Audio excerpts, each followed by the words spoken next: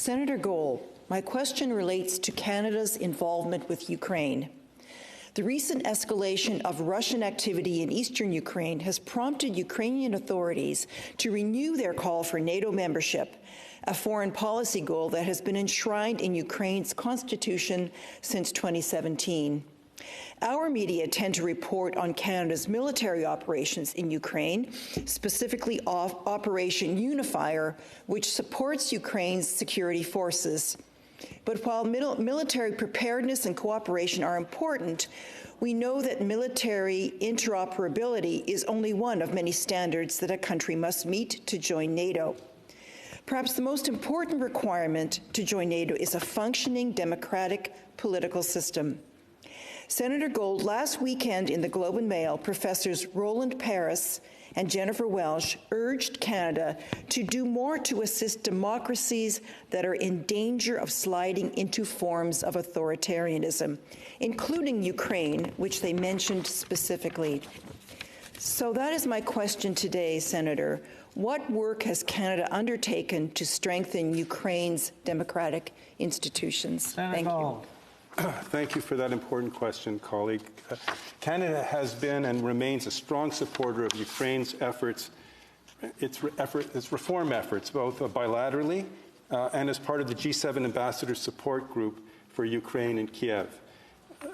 Colleagues, the reform process is key to stabilizing and building Ukraine's resilience and prosperity in the face of the ongoing campaign of Russia to destabilize Ukraine.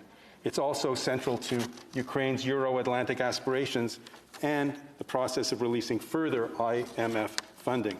Now, there are a number of programs that Canada has put in place, and many deal with Ukraine's needs for support in the area of security, because without security, other reform efforts are at risk. And I won't outline those programs and monies. But to your question, our international assistance also promotes inclusive governance through support participation of citizens, especially women, in public life and decision-making processes, including support for a free, fair, and inclusive electoral system. We're also supporting Ukraine in its efforts to strengthen the effectiveness, transparency, and accountability of its justice sector. Senator Dasko, did you have a supplementary? Yes, Speaker. Thank you, Senator.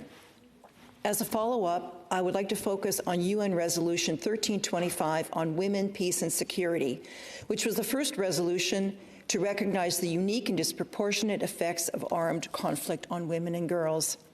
The Canadian government has reiterated its commitment to this resolution in the context of Ukraine. However, that commitment was short on detail and information is sparse. I wonder if you could enlighten us in the chamber on your work your government has done to promote the involvement of women in efforts towards peace and security in Ukraine. Thank you. Senator Gold. Thank you for that important question. Let me make 4 points. First, Canada puts an emphasis on gender equality and the empowerment of women and girls generally. And in Ukraine, Canada is committed to supporting the implementation of UN Resolution 1325 on women, peace, and security. And we lead on initiatives aiming to increase the role of women in the security and defense sectors. Second, through the Canada Police Arrangement, CPA, Canada deploys civilian police officers to provide training and to increase the capacity of the National Police of Ukraine on issues such as preventing and responding to gender-based violence. Third, Canada also helps bolster women's organizations in Ukraine who are working on issues such as SGBV, violence against women and girls, and women's political participation through the Canada Fund for Local Initiatives. And finally, in Ukraine, Canada is funding Alinea International to support policing reform. Alinea International addresses the COVID-19 pandemic and associated increase in domestic violence by supporting a domestic violence hotline, providing emergency kits for victims, and expanding awareness campaigns on SGBV. Senator Kutcher. Thank you, Speaker. My question is for the government representative in the Senate. Senator Gold, Operation Unifier is the Canadian initiative that includes the deployment of troops in Ukraine with the intent to, quote, help Ukraine remain sovereign, secure, and stable, end quote. While its work is directed towards security forces training, it is nonetheless vulnerable to attack from hostile forces, and recent actions from Russia have not given the world comfort that hostile interventions into Ukraine's territory will not occur. Unfortunately, our forces there have recently been coping with the COVID-19 outbreak, and Ukraine itself is struggling with the pandemic. Senator Gold, how is the health and safety of our armed forces personnel in Ukraine being protected during this time? And what is our government planning to ensure that their health and safety will be protected in the event that hostilities break out? Senator Gold.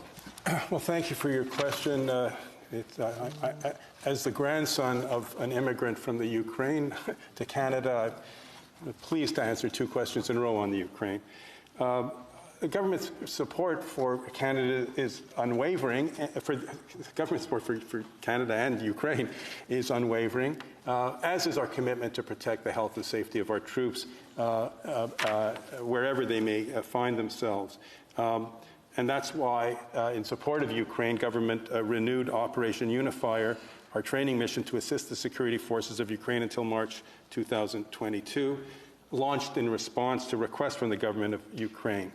Now, as colleagues may know, the COVID-19 circumstances and pandemic resulted in a reduced number of personnel being deployed for a period of time, but additional members are now being deployed, bringing the total number of Canadian Armed Forces personnel to Ukraine to 149. With regard to the health and safety, the government has enormous pride and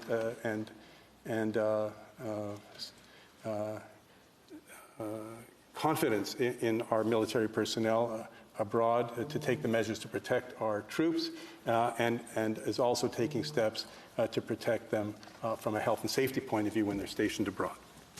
Senator Kutcher, supplementary. Yes, please. Thank you, Mr. Speaker. Thank you for that, Senator Gold. Canada has supplied Ukraine with non-lethal military equipment, including, for example, a mobile field hospital, medical kits, night vision goggles, and so on. Are there plans to continue to provide this and similar equipment for the near future, or are there plans to change what equipment is being supplied? Senator Gold. Well, thank you for the question. I'm not aware of any change in the plans with regard to our support to the security forces in the Ukraine. I'll make some inquiries and be pleased to report